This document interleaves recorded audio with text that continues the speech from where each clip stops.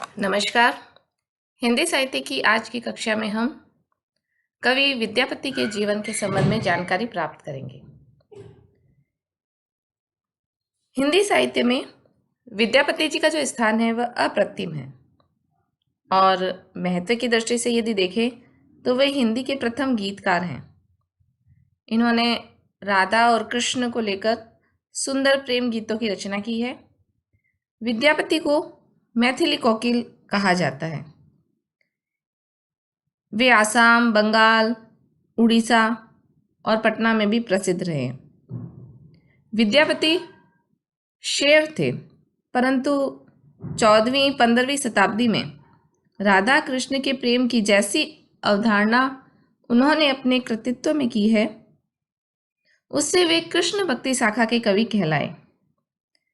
मैथिली भाषा में माधुर्य व कोमल कांत पदावली से युक्त उनके छंदों ने भक्ति व श्रृंगार की जो भावधारा बहाई, उसमें पूरा वैष्णव समाज आकंठ डूब गया। हालांकि इस विषय पर विवाद उठता रहा है कि वे भक्त कवि हैं या घोर श्रृंगारिक कवि हैं। विद्यापति के जीवन वृत्त की ऐतिहासिक जो सामग्री है वह नहीं के बराबर है। कवि के संबंध में जो जानकारी है वह उनकी रचनाओं में वर्णित वस्तु तत्व और उसके परिप्रेक्ष्य में अभिव्यक्त भावों में निहित जो व्यक्तिगत संकेत हैं, उसके आधार पर ही हम अनुमित कर सकते हैं। उसके अनुसार यदि हम देखें तो विद्यापति का जो जन्म है वर्तमान मधुबनी जनपद के विस्वी नामक ग्राम में हुआ था और इनके पिता गणपति ठाकुर हैं। ये संस्कृत के उच्च कोटि के विद्वान और राज्याश्रित कवि रहे हैं। अतः विद्या अध्ययन व लेखन का संस्कार उन्हें परिवार से ही मिला। इनके आश्रयदाता अपने पिता की भांति ये भी आश्रय में रहे राजाओं के, और इनके आश्रयदाता राजा शिव सिंह व रानी लखीमा देवी थे। इनके गुरु हैं वह हरिमिश्र।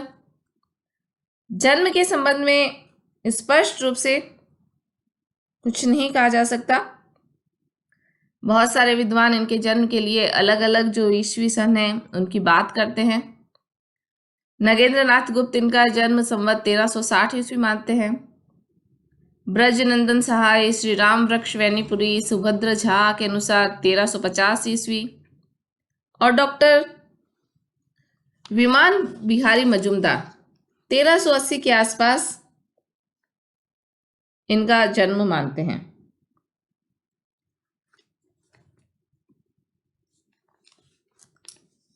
इसी प्रकार से जन्म के समान ही इनकी मृत्यु के संबंध में भी अलग अलग मतांतर हैं। महेंद्रनाथ गुप्त 1440 ईस्वी, उमेश मिश्रा के अनुसार 1466 ईस्वी के बाद भी विद्यापति जीवित थे और डॉक्टर शिव प्रसाद सिंह मानते हैं 1447 ईस्वी में विद्यापति जी का निधन हो गया था।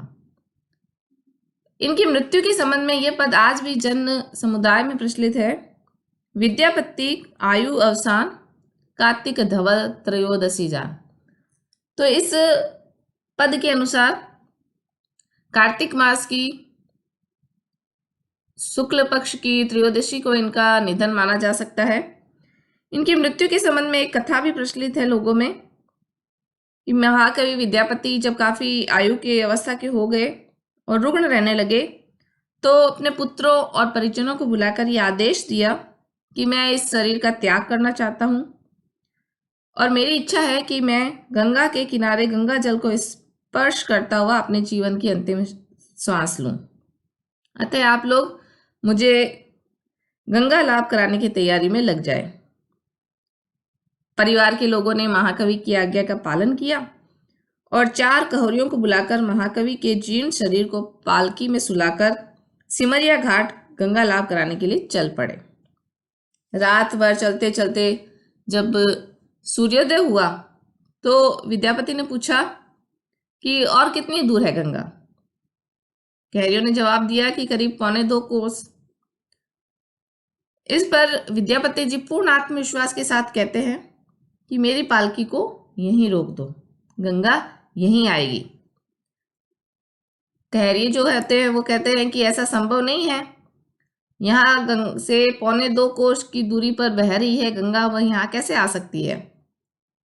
लेकिन महाकवि बोले कि हमें और आगे जाने की जरूरत नहीं है।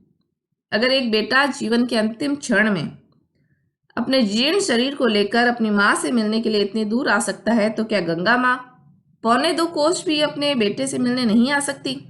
गंगा आएगी और जरूर आएगी।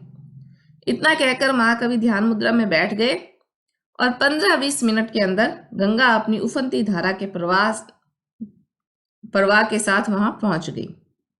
सभी लोग आश्चर्य में थे। महाकवि ने गंगा को दोनों हाथ जोड़कर प्रणाम किया, फिर जल में प्रवेश कर बड़ सुखसार पाओल तुम तीरे, इस प्रसिद्ध गीत की रचना की, जिसमें गंगा के प्रति उनकी अटूट श्रद्धा का बखान है।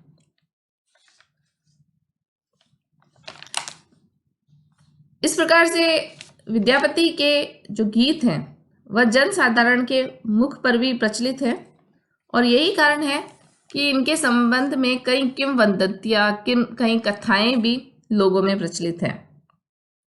इसी प्रकार से उगना की जो कथा है वह भी इनके जीवन प्रसंग के संबंध में सुनाई जाती है कि इनके गीतों की सरसता, सुंदरता, मोहकता, सौंदर्यता देखकर भगवान शिव स्वयं उगना रूप में इनके घर में नौकर बनकर रहते थे, ताकि वह महाकवि की कविताओं का रसास्वादन कर सके। विद्यापति को संक्रमण काल का प्रतिनिधि कवि कह सकते हैं। किस रूप में संक्रमण काल? क्योंकि यह आदिकाल की समाप्ति और मध्यकाल के प्रारंभ का समय था जब विद्यापति ने काव्य रचना की। तो इनके काव्य में भक्ति और ये आदिकाल की जो प्रवृत्तियां हैं दोनों ही मिलती है। विद्यापति के संबंध में बहुत सारे परस्पर विरोधी विचार मान सकते हैं। विद्यापति को बिहार वाले अपना कवि मानते हैं, बंगाल वाले अपना कवि मानते हैं। हालांकि वे पूरे हिंदी साहित्य के कवि हैं, परंतु ऐसी कई बातें हैं जो इन्हें प्रदेश के प्रति लोग, बंगाली लोग अपना मानते हैं और बिहारी लोग अपना मानते हैं। व्यक्तित्व की दृष्टि से देखें तो कवि वेद, शास्त्र, पुराण व कामशास्त्र के ज्ञाता थे। धर्म, दर्शन, भूगोल, न्याय शास्त्र में पारंगत कवि थे। संस्कृत, मैथिली, अवहट, बंगला, अपभ्रंश जैसी अनेक भाषाओं के जानकार थे। विद्यापति दरबारी संस्कृति के साथ साथ अपने गीतों के माध्यम से धरती से जुड़े हुए, जन से जुड़े हुए, आम लोगों से जुड़े हुए कवि के रूप में हमारे सामने आते हैं। श्रृंगारी होते हुए भी भक्त कवि कहलाए। शैव, वैष्णव, शाक्त, शिव, दुर्गा, गंगा की स्तुति उन्होंने की है।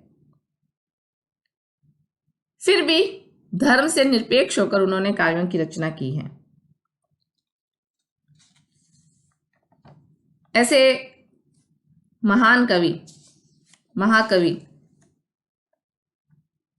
विद्यापति के संबंध में शिव प्रसाद सिंह लिखते हैं कि विद्यापति को भारतीय काव्य इतिहास में वही स्थान प्राप्त है जो यूरोपीय काव्य इतिहास में इटालियन कवि विचारक दांते का है। दोनों ने ही प्राचीन विद्या के निपुण अधिकारी होते हुए भी नवीन जनवाणी की कद्र की थी।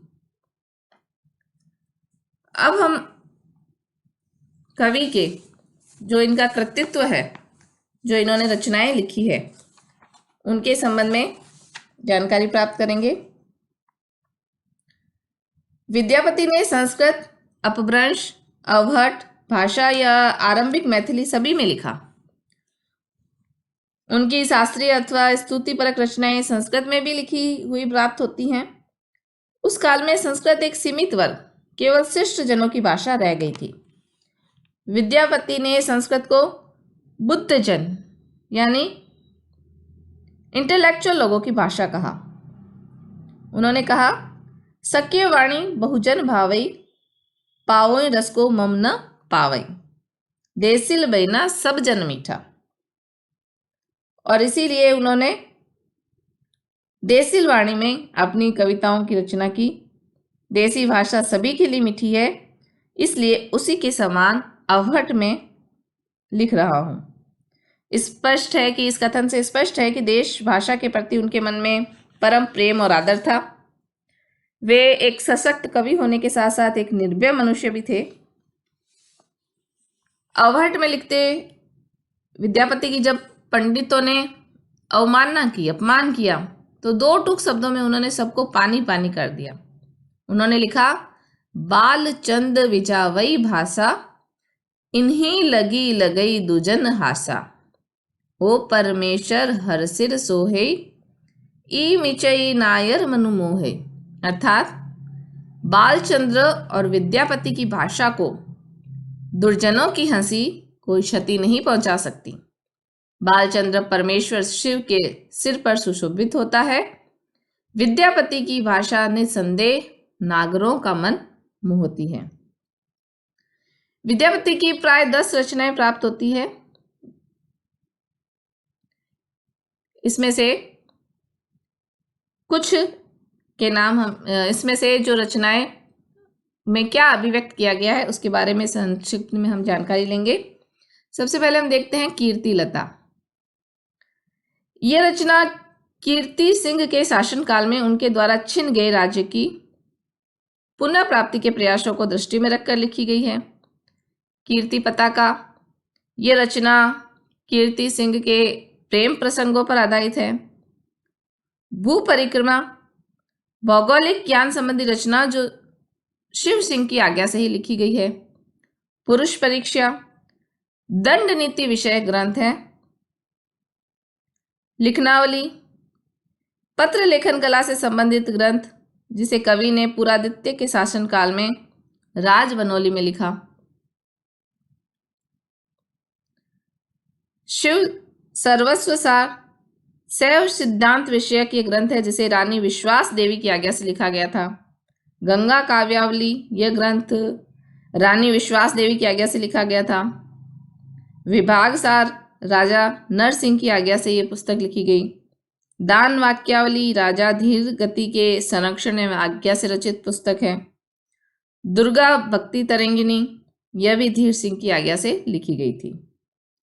वस्तुतः विद्यापति को यश तो उपयुक्त रचनाओं के कारण नहीं बल्कि उनकी सबसे प्रसिद्ध रचना विद्यापति पदावली के कारण ही मिलता है। ये रचनाएं तो एक विशिष्ट उद्देश्य की पूर्ति के लिए राजाओं अथवा रानियों की आज्ञा से उनकी प्रसन्नता के लिए लिखी गई। इनमें कवि के निजी कर्तव्य, उत्तरदायित्व और राजाज्ञा का पालन प्रमुख है। इसमें कवि की अनुभूतियां और संवेग नहीं है। कवि की अनुभूतियां और संवेग विद्यापति पदावली में ही अभिव्यक्त होती है। कवि के व्यक्तित्व की उनके 500 से भी अधिक पदों ने रक्षा की है। इन पदों में राजाओं के भोग विलास की नहीं, जनता के हृदय की सहज संवेगों की अभिव्यक्ति है। पदावली के पद कई राजाओं और नवाबों को समर्पित है, जिसमें देवी सिंह, शिव सिंह और लखीमा, पदम सिंह और विश्वास देवी, शिव सिंह के चचेरे भाई अर्जुन और अबर राम सिंह, राघव सिंह, रुद्र सिंह, नर सिंह, शिव सिंह के चचेरे भाइयों के बेटे धीर सिंह, भैरव सिंह और चंद्र सिंह के नाम आते हैं।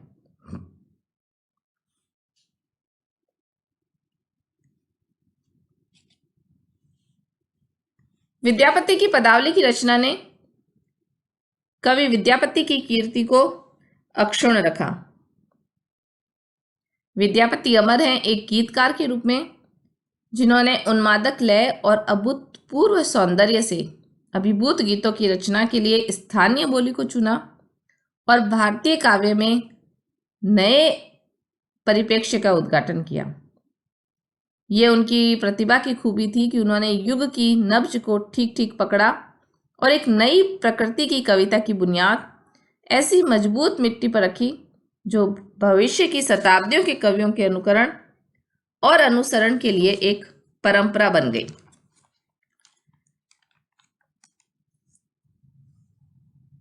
बंगाल, असम और उड़ीसा के वैष्णव भक्त पदावली के पदों की मौखिक परंपरा से एक दूसरे को ये जो पदावली के पद हैं ये प्रवाहित करते रहे।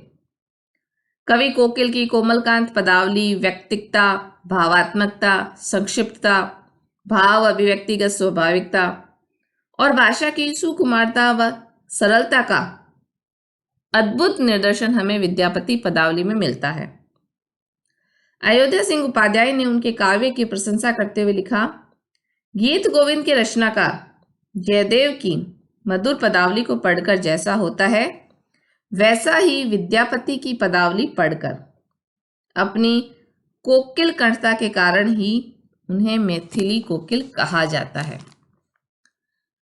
तो विद्यार्थियों, आज हमने विद्यापति के जीवन, उनके पारिवारिक परिस्थिति और उनके कृतित्व के बारे में कुछ जानकारी प्राप्त की।